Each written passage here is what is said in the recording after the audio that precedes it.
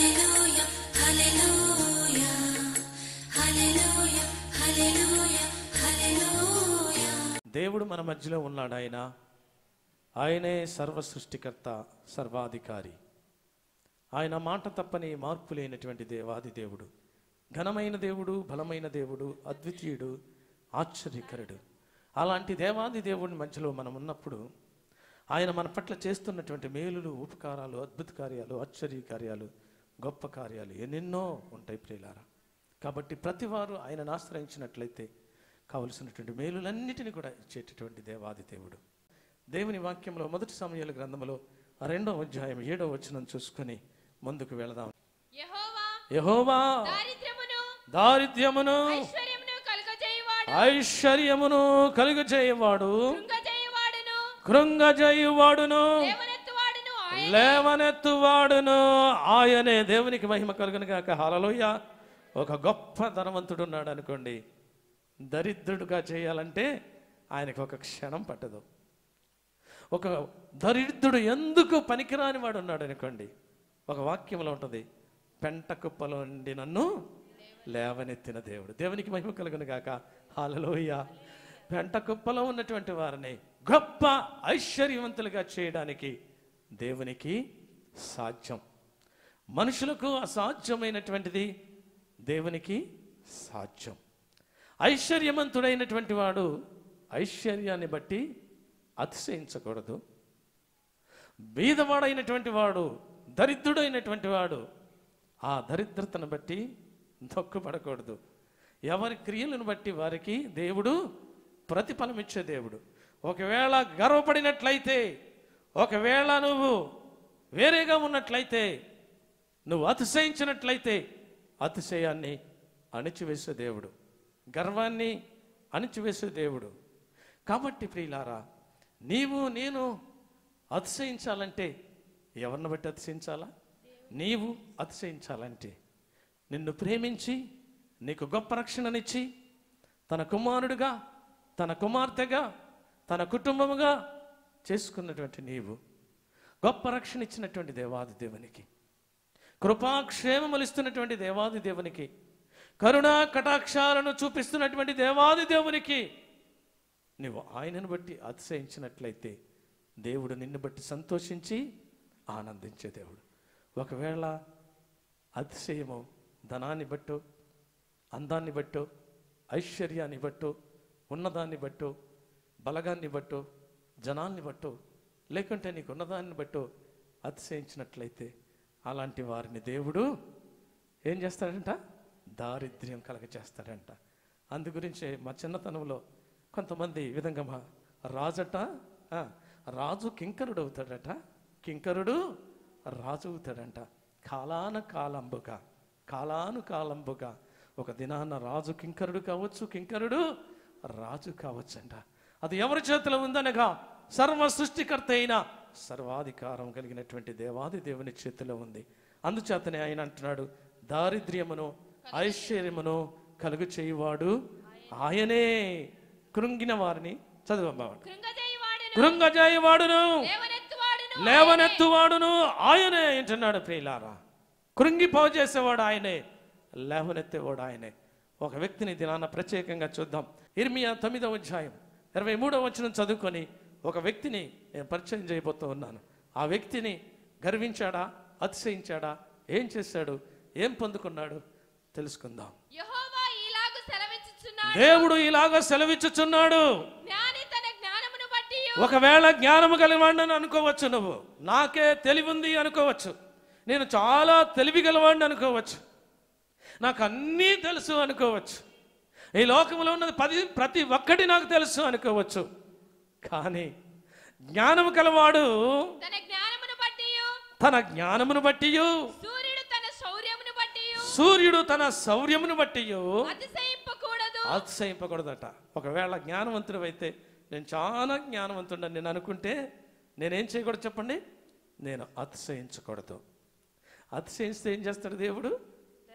దరిద్రులుగా చేస్తాడంతే. అందుచేతను ఎక్కడ అంటున్నాడు, జ్ఞానమును బట్టి నేను జ్ఞానవంతుడను.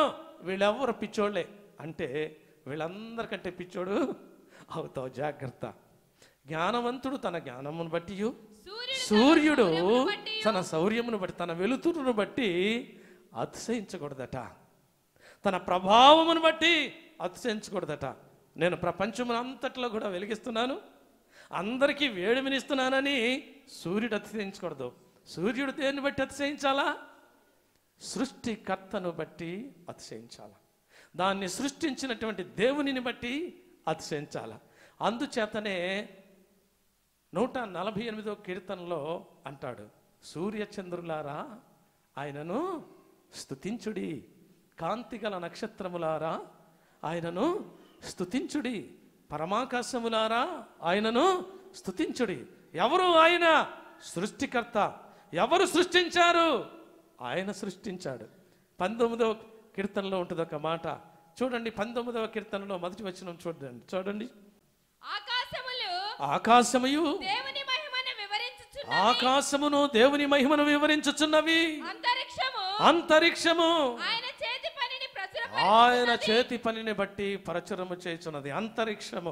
అంతరిక్షములో ఉన్నటువంటి సూర్యుడు, చంద్రుడు, నక్షత్రాదులు సమస్తము కూడా ఆయన చేతి పనిని బట్టి ఆయన్ని స్తుతిస్తూ ఉంటున్నాయి, ఆయన గణపరుస్తూ ఉంటున్నాయి. కాబట్టి జ్ఞానము కలిగిన వాడు జ్ఞానాన్ని బట్టి అతిశయించకూడదు, సూర్యుడు తన శౌర్యాన్ని బట్టి అతిశయింపకూడదు, ఐశ్వర్యవంతుడు ధనవంతుడు ధనాన్ని బట్టి అతిశయించకూడదు. అతిశయించువాడు దేనిని బట్టి అతిశయించవలనగా, భూమి మీద నీకు, నాకు, మనకు, రాజులకు, ప్రధానులకు, అధికారులకు, సమస్త సృష్టికి సర్వాధికారము కలిగిన దేవాది దేవుడు, కృప చూపిస్తున్నటువంటి దేవాది దేవుడు అయి అంటున్నాడు.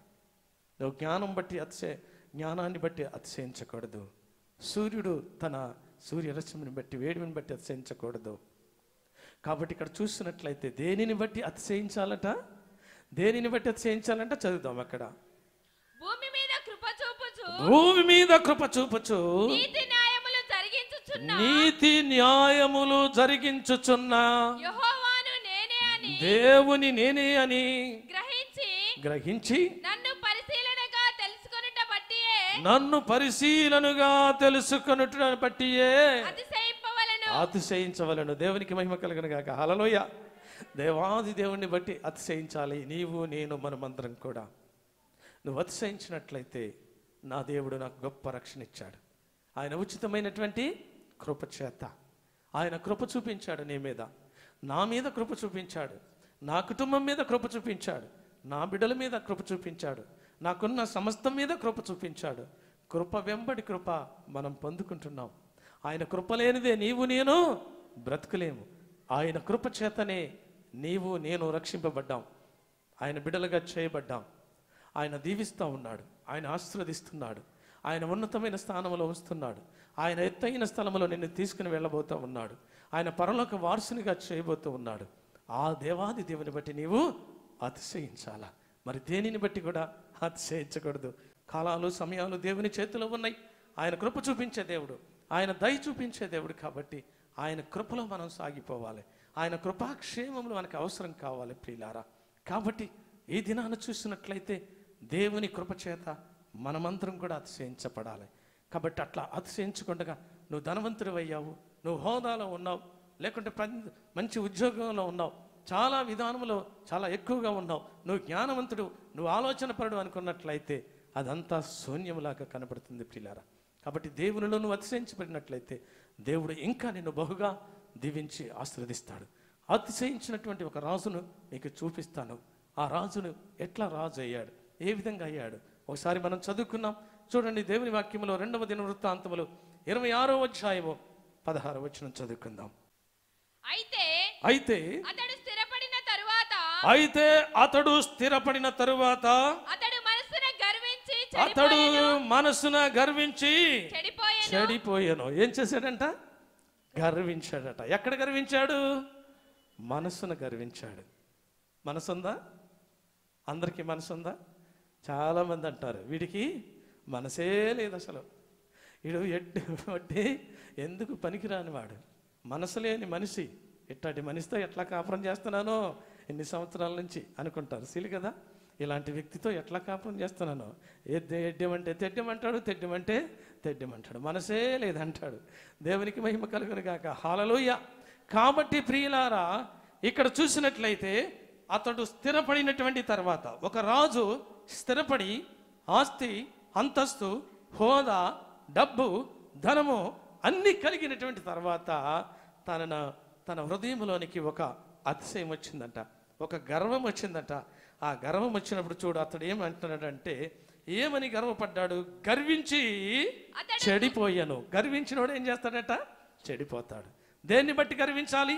దేవుడు నీకు ఇచ్చిన రక్షణను బట్టి, దేవుడు నీకు ఇచ్చిన భర్తను బట్టి, దేవుడు నీకు ఇచ్చిన బిడ్డలను బట్టి, దేవుడు నీకు ఇచ్చినటువంటి ఆస్తిని బట్టి, అంతస్తుని బట్టి, హోదాని బట్టి, దేవుడు కృప కలిగిన దేవాది దేవుడు కాబట్టి దానిని బట్టి అతిశయించాలి. ఇక్కడ ఉన్నాడు రాజు, ఎవరిని బట్టి అతిశయించాడంటే అంతస్తుని బట్టి. దేనిని బట్టి అంట? స్థిరపడ్డాడట, అన్నిట్లో స్థిరపడ్డాడట.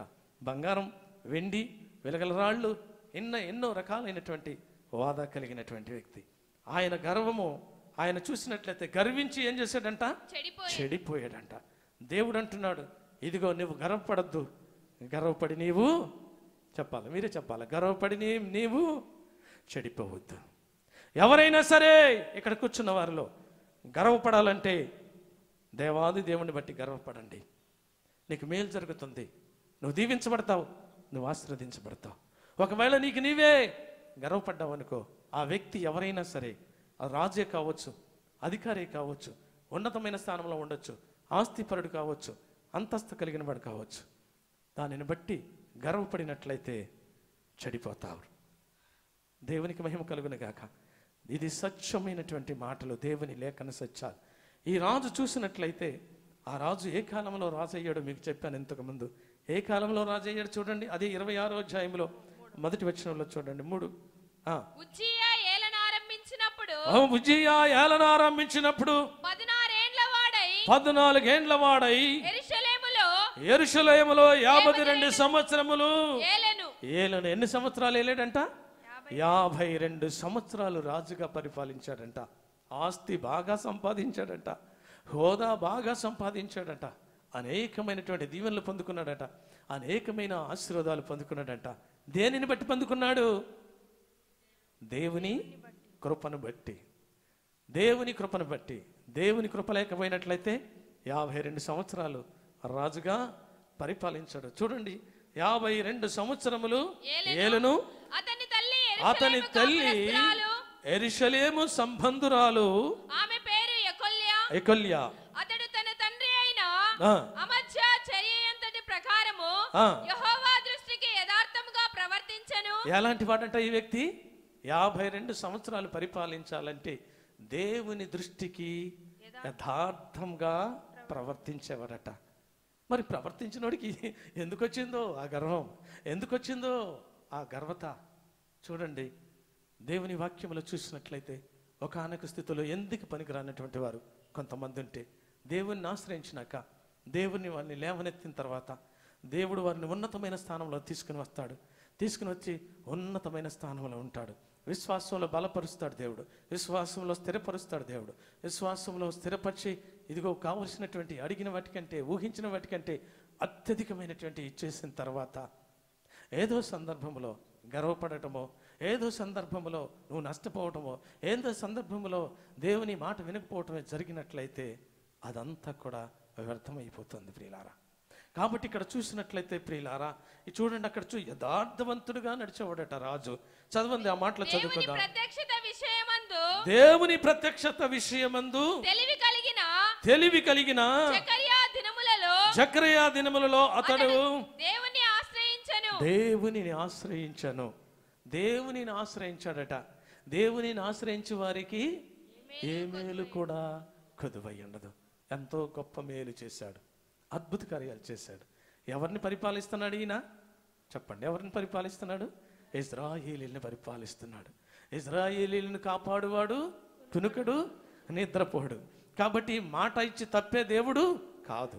ఆయన ఇశ్రాయేలీయుల స్తుతుల మీద ఆసీనుడికి ఉన్నటువంటి దేవాది దేవుడు అయి ఉంటున్నాడు. ఇశ్రాయేలీయుల మీద రాజుగా నియమించి ఉంటున్నాడు ప్రియులారా. ఆ రాజుగా నియమించిన తర్వాత 52 సంవత్సరాలు పరిపాలించిన తర్వాత ఆయన జకరయా దినములలో అతడు దేవుని ఆశ్రయించను. అతడు యెహోవాను ఆశ్రయించినంత కాలము దేవుడు అతన్ని వర్ధిల్లజేసెను. దేవునికి మహిమ కలుగును గాక. హల్లెలూయా. ఎవరైనా సరే మీలో దేవునిని ఎంతవరకు ఆశ్రయిస్తారో అంతవరకు దాకా దేవుడు వారిని, వారి కుటుంబాన్ని, వారి బిడ్డలను, వారి బిడ్డలను ఏం చేస్తాడంట? వర్ధిల్లింప చేస్తాడట. నీకు ఆ వర్ధిల్లటానికి దేవుని కృప కావద్దా? నువ్వు వర్ధిల్లొద్దా? నీ కుటుంబం వర్ధిల్లొద్దా?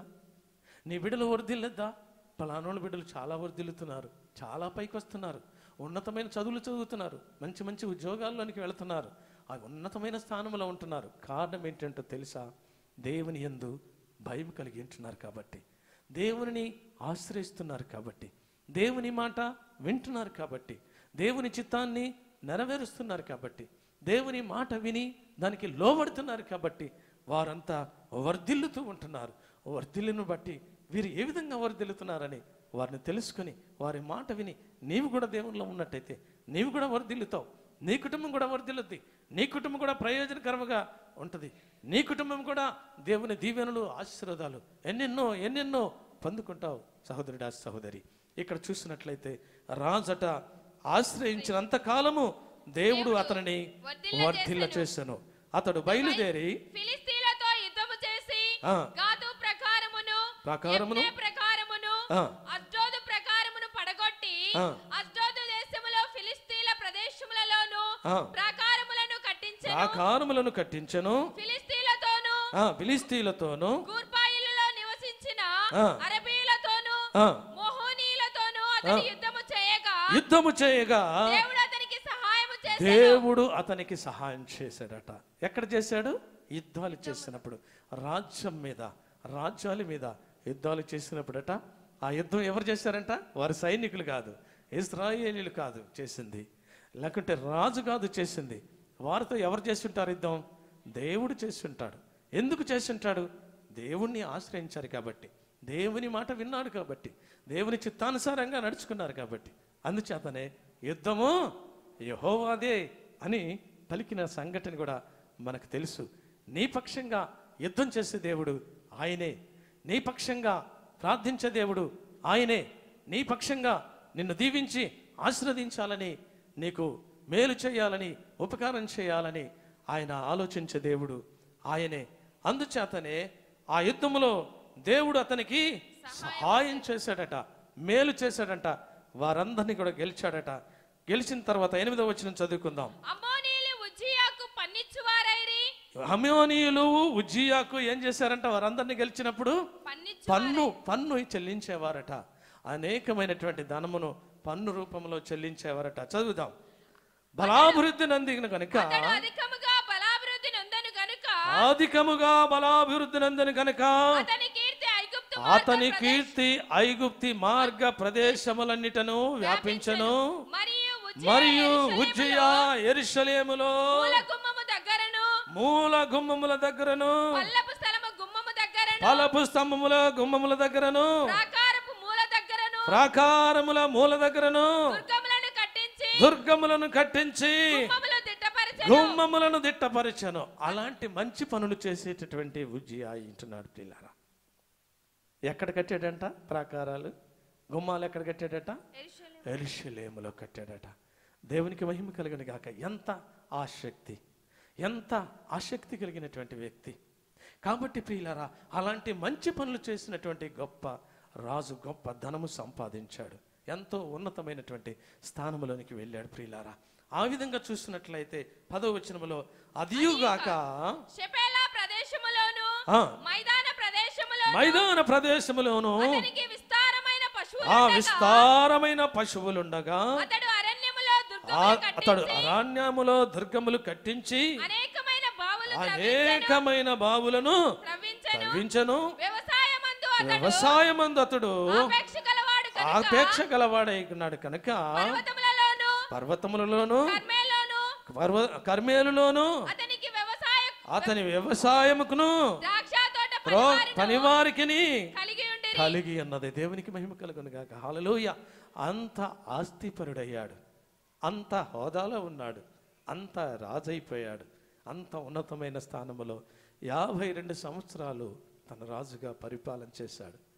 దేవుని యందు భయం కలిగి ఉన్నాడు, దేవుని పనులు చేసేటటువంటి వాడు. సడన్గా తనకేమొచ్చిందంటే, ఏమొచ్చింది మనసులో? గర్వం వచ్చింది. గర్వం వచ్చింది ప్రియులారా, గర్వం వచ్చింది. కాబట్టి ఇక్కడ చూసినట్లయితే, ఆయన చూసినట్లయితే 11వ వచనంలో, యుద్ధమునకు ఉజ్జియాకు సైన్యము కలిగి ఉండెను, అందులో యోధులు రాజు అధిపతులలో అనన్య అనువాని చేత క్రింద నుండిరి. ఖజానాదారుడగు మయాషేయాయు ఆ యుద్ధం చేసేటప్పుడు వారికి కావలసినటువంటి వస్తువులన్నీ జ్ఞానముతో నింపబడి, ఆలోచనతో నింపబడి, తెలివితేటలతో నింపబడి, వారికి కావలసినటువంటి యుద్ధ సామాగ్రి అంతటిని కూడా సమకూర్చి ఏర్పాటు చేసి యుద్ధములో గెలిచేవాడట. ఆ విధంగా వర్ధిల్లుతూ వచ్చాడట, ఆ విధంగా ప్రయోజకుడవుతూ వచ్చాడట, ఆ విధంగా దీవించబడ్డాడట, ఆ విధంగా ఆశీర్వదించబడ్డాడట. ఆశీర్వదించబడిన వాడు ఎవరిని బట్టి అతిశయించాలా? ఎవరు ఆశీర్వదించారు తనని? చెప్పాలి. వాక్యం వింటున్నారు కదా, ఎవరు ఆశీర్వదించారు? దేవుడు ఆశీర్వదించారు. నిన్ను ఎవరు ఆశీర్వదిస్తున్నారు? నువ్వు ఆరోగ్యంగా ఉన్నావంటే ఎవరి కృపది? నువ్వు క్షేమంగా ఉన్నావంటే ఎవరి కృపది? మనము కృపాక్షేమంతో ఉన్నామంటే ఎవరి కృపతి?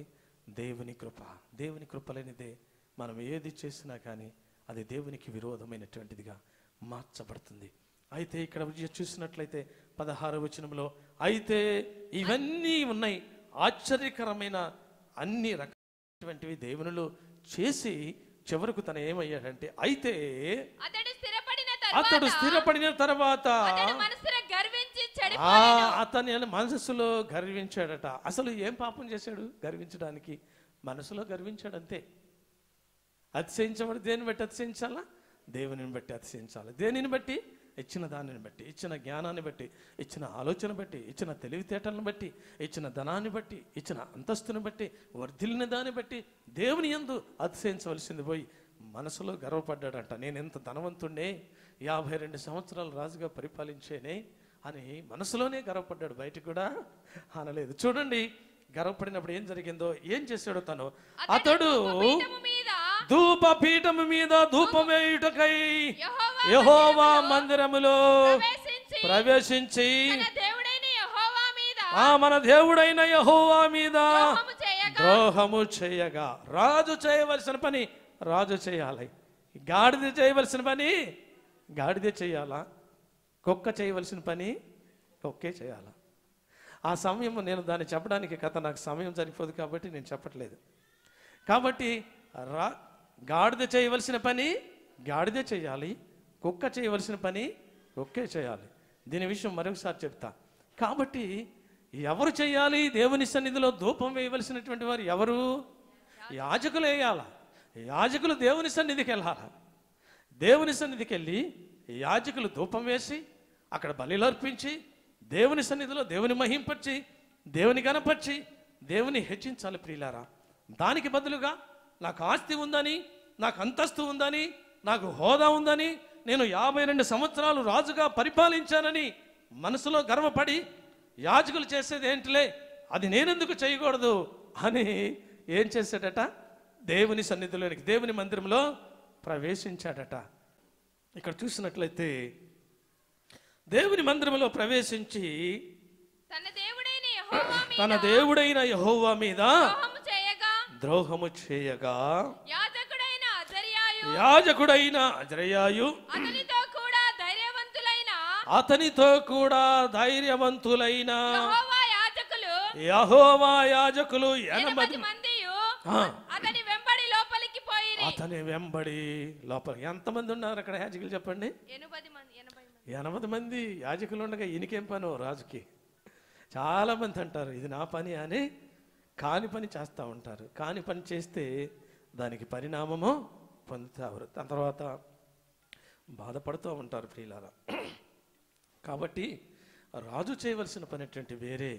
రాజు చేయవలసింది, రాజు టీవీ కలిగి ఉండాలి, యుద్ధం చేయాలి, దేవుడు చెప్పిన పని చేయాలా, ఇజ్రాయేలీలను నడిపించాలా, ఆయన వర్ధిల్లింప చేయాలా, వారిని ముందుకు నడిపించి పాలు తేనెలు ప్రవహించే దేశంలోనికి వారిని నడిపించే బాధ్యత తనకుంది. కానీ దేవుని మందిరంలోనికి వెళ్ళి దేవునికి విరోధంగా చేసినటువంటిది అక్కడ 80 మంది అక్కడ ఉన్నప్పటికీ యాజకులు వారందరిని విడిచిపెట్టి ముందుకు వెళ్ళిపోయాడట. 17 వచనం చదువుకుందాం చూడండి. వారు రాజైన ఉజ్జియాను ఎదిరించి ధూపము మందిరములో వేసి ద్రోహము చేయగా యాజకుడైన అజరయ్య అతనితో కూడా ధైర్యవంతులైన యెహోవా యాజకులు 80 మందియు అతని వెంబడి లోపలికి పోయిరి. చదవమ్మా. వారు రాజైన ఉజ్జియాను ఎదిరించి ఉజ్జియా యెహోవా ధూపము వేయుటకై ప్రతిష్ఠించబడిన అహరోను సంతతి వారైన యాజకులు పని చేయగాని నీ పని కాదు అని చెప్పారంట. అయ్యా, మేము 80 మంది ఉన్నాం యాజకులం, మేము దేవుని సన్నిధిలో మేము ధూపం వేయాలి. అహరోను సంతానమైనటువంటి మేము ఆ దేవుని సన్నిధిలో ఆ మందసం దగ్గర ధూపం వేసి ధూపార్తిని అక్కడ చేయాలి, అది నీ పని కాదు చెప్పారంట. నీ పని కాదని చెప్పేసరికి గర్వపడినటువంటి ఒక్కసారి ఆ రాజు ఏం చేశాడంట, గొప్ప కోపం తెచ్చుకున్నాడంట. పెద్ద కోపం వచ్చిందంట. చూడండి అక్కడ చదువుదాం. పరిశుద్ధ స్థలములో నుండి బయటికి పొమ్ము, నీవు ద్రోహము చేసి ఉన్నావు, దేవుడైన యెహోవా సన్నిధిని నీకు ఘనత కలుగా చేయదని చెప్పగా ఉజ్జియా ధూపము వేయుటకు పట్టుకొని రౌద్రుడై యాజకుల మీద కోపం చూపానట. ఏం చూసా, ఏమయ్యాడంట, రౌద్రమైన కోపం వచ్చేసింది. ఎవరి మీద వచ్చింది? యాజకుల మీద వచ్చింది. రౌద్రం అంటే ఇక పట్టలేనటువంటి కోపం. ఆ కోపాన్ని చూశాడట దేవుడు. దేవునికి చేసిన పని ఏంటి? దేవునికి విరోధమైందా? దేవునికి ఇష్టమైందా? దేవునికి విరోధమైన పని చేశాడు. యాజకులు అంటున్నారు, నువ్వు చేసే పని కాదు ఇది, మేం చేసే పని అని ఆయనకు చెప్పినప్పుడు రౌద్రుడైపోయాడట. యాజకుల మీద కోపము చూపాను. యెహోవా మందిరములో ధూపపీఠము పక్కన అతడు ఉండగా యాజకులు చూచుచుండగానే అతని నొసట కుష్టి రోగము పుట్టెను. ఎంత గొప్ప కీడు వచ్చిందో చూసారా? ఎంత గొప్ప శాపం వచ్చిందో. 52 సంవత్సరాలు పరిపాలించాడే, ఎన్నో దీవెనలు పొందుకున్నాడే, ఎన్నో ఆశీర్వాదాలు పొందుకున్నాడే. దేవునికి విరోధమైన పని ఎందుకు చేయాలా? మనసులో ఎందుకు గర్వపడ్డాడు? ప్రియులారా, ఒక్కసారి ఆలోచన చేయండి. మన జీవితాలు, మన బ్రతుకులు ఏ విధంగా ఉన్నాయి? దేనిని బట్టి అతిశయపడుతున్నాం? దేవుడిచ్చిన దాన్ని నువ్వు అతిశయపడి దేవుని స్తుతించి, దేవుని గణపరిచి, దేవుని మహింపరిచి, దేవుని హెచ్చించినట్లయితే దేవుడు వర్ధిల్లింప చేస్తాడు నిన్ను, నీ కుటుంబాన్ని, మనందరినీ వర్ధిల్లింప చేసే దేవుడు. ఆయన మాట తప్పే దేవుడు కాదు. కానీ ఇక్కడ ఉజ్జియా చూసినట్లయితే అతిశయించబడ్డాడు. యాజకులు చేయవలసినటువంటి పని చేసిన వెంటనే తనకి నొసట మీద ఏమొచ్చిందట? కుష్టి రోగం వచ్చిందట. దేవునికి మహిమ కలుగును గాక. హల్లెలూయా. ఆ కుష్టి రోగం రావటమే కాకుండా చూడండి అక్కడ ఏం జరిగిందో. ప్రధాన యాజకుడైన అజరయాను యాజకులందరూ అతని వైపు చూడగా అతడు రొసట కుష్ఠము గలవాడయ్యుండెను గనుక వారు తడువు చేయక అక్కడ నుండి అతనిని బయటికి పంపివేసను. నీవైనా నేనైనా దేవుని బిడ్డలుగా ఉన్నటువంటి మనము, దేవుని కుమారులుగా ఉన్నటువంటి మనము, బాప్తిసం తీసుకున్నాం, రక్షణ పొందాం, మారు మనసు పొందామని నీవు నేను దేవునికి విరోధమైనటువంటి పనులు చేసినట్లయితే దేవుడు నిన్ను బయటికి వెళ్ళగొడతాడు. తప్పు చేసిన వారిని ఎన్నడూ కూడా దేవుడు విడిచిపెట్టలేదు ప్రియులారా. దానికి పరిణామం అనుభవించినట్లుగా ఆది కాండం నుండి చూసుకుంటా వస్తున్నాం. అవ్వ ఆదాము దేవునికి విరోధంగా చేసినప్పుడు వారికి కూడా శిక్ష విధించాడు. ఇంకా మన పితరులైనటువంటి వారు అనేక మంది తప్పు చేసినప్పుడు తప్పకుండా శిక్ష విధించడం జరిగింది.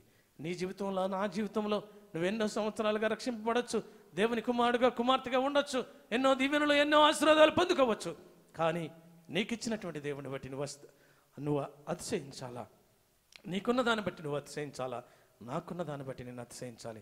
అది ఇచ్చినటువంటి దేవాది దేవుని బట్టి నీవు అతిశయించినట్లయితే దేవుడు నిన్ను వర్ధిల్లింప చేస్తాడు.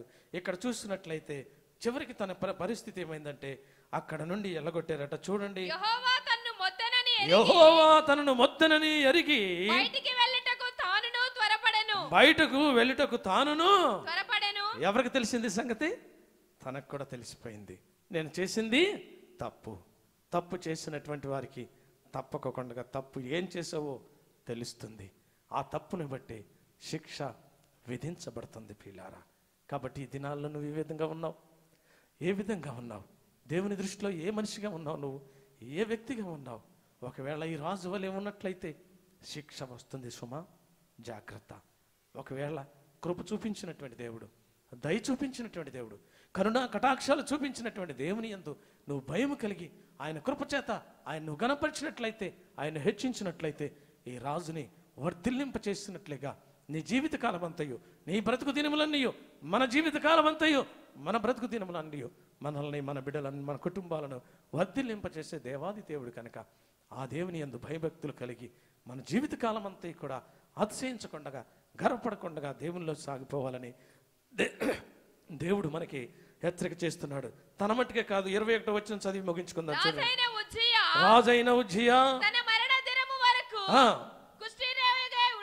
ఉండెను, కుష్ఠరోగి అయి యెహోవా మందిరములోనికి పోకుండా ప్రత్యేకించబడెను కనుక అతడు ప్రత్యేకముగా ఒంటరి వాడిగా ఒక ఇంటిలో పెట్టారు. ఎందుకు? పనికిరానటువంటి వారిగా పెట్టాడు. తన సంతానం అంతా కూడా కుష్ఠరోగంతోనే బ్రతికారట. ఎంత శాపమో చూసారా? దేవుడు, మన దేవుడు ఎలాంటి శక్తిమంతుడు, ఎలాంటి ప్రభావం కలిగిన వాడు. చూడండి, ఆయన మనసులో గర్వించి యాజకులకు బదులుగా తను చేసిన పనిని బట్టి తన నసుటన కుష్టి వచ్చింది. చూడండి, కుష్టి వచ్చినటువంటి వ్యక్తి ఒక ప్రత్యేకమైన ఒక రూమ్లో పెట్టారు. ఎవరితో మాట్లాడడానికి, ఎవరితో కలిసి ఉండటానికి, ఏ పని చేయడానికి కూడా వీలు లేకుండా చేశారు. ప్రియులారా, దేవుని దృష్టిలో మనం ఏ విధంగా ఉన్నాం ప్రియులారా? ఈ మధ్యాహ్న కాల సమయంలో మనల్ని మనం పరిశీలించుకోవాలని పరిశుద్ధాత్మదేవుడు బోధిస్తున్నాడు. అందుచేతనే దారిద్ర్యమును ఐశ్వర్యము ఇచ్చేటటువంటి వాడు దేవుడే అయ్యుంటున్నాడు. ఆ దేవుని యందు నీ జీవితకాలం అంతయు, నా జీవితకాలం అంతయు, మన బ్రతుకు దినములన్నయు ఆయన యందు భయభక్తులు కలిగి ఆయన చిత్తానుసారంగా నడుచుకున్నట్లయితే దేవుడు నిన్ను, నీ కుటుంబాన్ని, నన్ను, నా కుటుంబాన్ని బహుగా వర్ధిల్లింపచేసి దీవించి ఆశీర్వదించే దేవుడు. కాబట్టి అలాంటి దీవెనలు, ఆశీర్వాదాలు పొందుకోవడానికి దేవుడు తన కృపను మన అందరిపైన నూరుదంతలుగా దీవించి ఆశీర్వదించునుగాక. ఆమేన్. దేవుడి కొద్ది మాటలు దీవించునుగాక. ప్రార్థన చేసుకుందాం. పరిశుద్ధుడైన తండ్రి, జీవం కలిగిన యేసయ్యా, నీ ఘన పాదాలకు వందనాలు. ఇది నాన్న ప్రత్యేకంగా మాతో మీరు మాట్లాడినందుకు స్తోత్రం. దారిద్ర్యమును ఐశ్వర్యమును కలగజేయ దేవుడు నీవే నాయన. అయానికి స్తోత్రములు ప్రభువా. ఇదిగో గర్వించినప్పుడు ఉజ్జియా రాజును ప్రభువా, అయానికి స్తోత్రములు ప్రభువా, కుష్టి రోగ కలుగ చేసిన ఆయన అయా ఒక గృహములో ఎందుకు పనికిరానిగా ఉంచిన అయానికి స్తోత్రములు. ఆ స్థితిని మాకు బోధించిన దేవా స్తోత్రములు. సియోను ప్రార్థనా మందిరములు ఉన్నవారు, ఇక్కడ చూస్తున్నటువంటి వారు ప్రతి వారిని కూడా జ్ఞాపకం చేసుకోండి. మమ్మలను ప్రేమించి గొప్ప రక్షణ ఇచ్చి నీ బిడ్డలుగా చేసుకుని ఉన్నతమైన స్థానంలోంచి వర్ధిలింప చేయాలని మా మీద కనికరపడుచున్న కృప చూపిస్తున్న దేవాది దేవ, ఆ కృప ఎన్నటికీ మా మీద నుండి తొలగిపోకుండా, మేము గర్వమును అతిశయమును పడకుండా ప్రభా మమ్మల్ని మేము తగ్గించుకొని మీ నామాన్ని హెచ్చించి, మీ నామాన్ని గణపరిచి, మీరు దాచి ఉంచిన మేలులు, దీవెనలు, ఆశీర్వాదాలు ఎల్లవేళలా పొందుకునే వారంగా ఉండటానికి కృప వెంబడి కృప కుమ్మరించి మా అందరి ద్వారా మీరే ఘనతా మహిళలు పొందుకుంటారని మా కొరకు త్వరగా రానయ్యున్న యేసయ్య అతి పరిశుద్ధ నామంలో స్తుతించి వేడుకుంటున్నాం పరమ తండ్రి. ఆమేన్. దేవుని కృప మనందరికీ సదాకాలము తోడయ్యుండి తన కృపలో భద్రపరిచి కాచి కాపాడి దీవించి ఆశీర్వదించును గాక. Amen, amen, amen. Praise Lord. అందరికి కూడా నా హృదయపూర్వకమైన వందనాలు చెల్లిస్తుంటున్నాను.